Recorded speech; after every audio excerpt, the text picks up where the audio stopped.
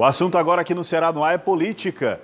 O ex-presidente Luiz Inácio Lula da Silva visitou o Ceará essa semana, como nós acompanhamos nos noticiários. E durante essa passagem aqui pelo estado, Lula concedeu uma entrevista exclusiva aqui para o Grupo Cidade de Comunicação. O petista falou sobre a pandemia, candidatura presidencial e sobre adversários e também aliados. A entrevista foi conduzida pela jornalista Patrícia Calderon e tem produção de Marelisa Araripe. Presidente, eu gostaria de começar a entrevista traçando uma linha do tempo dos 580 dias em que o senhor ficou preso, né? Sem a apresentação de provas após a denúncia do Ministério Público Federal envolvendo crimes de corrupção, sítio de Atibaia e triplex do Guarujá. Passando por essa decisão também do ministro Fachin, né? O senhor vem voltando aí por cima e consegue novamente se tornar elegível politicamente falando, né? O senhor volta ao cenário político e a gente sente com sangue no olho.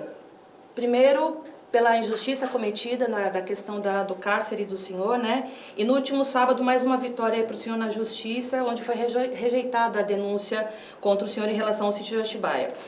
Significa dizer que não há mais acusação. Com isso, 17 vitórias e nenhuma condenação dos processos até agora, né?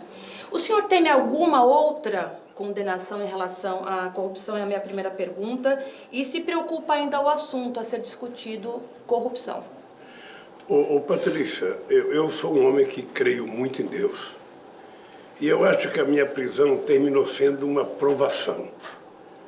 Quem sabe aquilo estava colocado no meu destino para que eu pudesse provar à sociedade brasileira o que uma parte da elite brasileira é capaz de fazer para evitar que a gente continuasse a fazer política de inclusão social. Eu só posso entender que a preocupação que algumas pessoas têm com a minha volta à presidência da República é a política de inclusão social. É você resolver o problema do povo pobre, é você dar comida para ele, é você dar emprego, é você dar cidadania, é você dar universidade, é você dar as pessoas ter acesso às coisas que todo mundo deveria ter direito.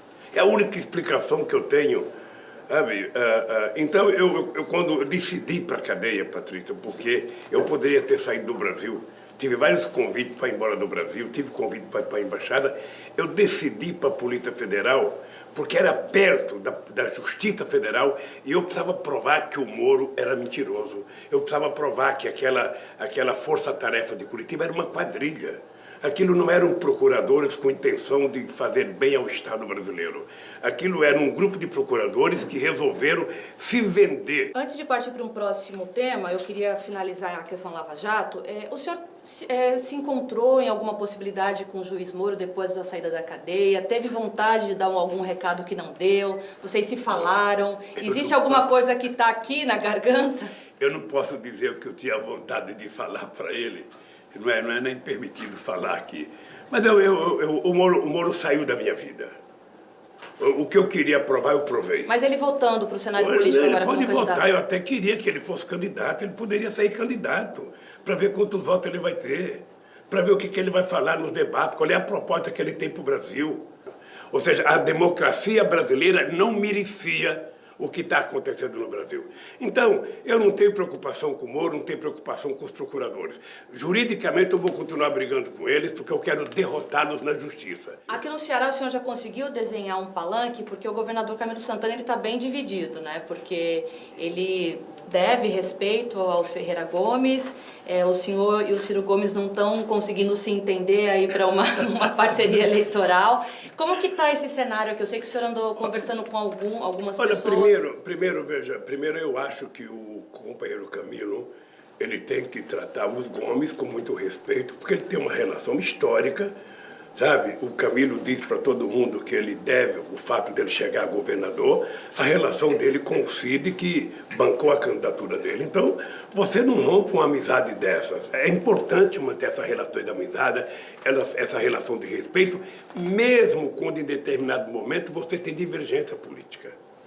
Sabe? Então, eu acho que o que a gente tem que levar em conta é o seguinte: a gente pode fazer campanha política, você não tem que romper tua relação com ninguém. Você pode, em determinado momento, dizer, olha, eu não vou votar nisso, eu vou votar naquilo, o meu candidato é esse, não é aquele. Você pode até dizer isso, Eu estou muito à vontade, porque quando o Camilo foi candidato a primeira vez, o Eunício era candidato, e o Eunício era a base de sustentação do governo da Dilma, e a gente decidiu não vir ao Ceará fazer campanha, sabe? E obviamente que eu sei que o Camilo ficou chateado, mas até hoje a gente mantém uma relação leal, uma relação decente, digna, e essa relação tem que continuar.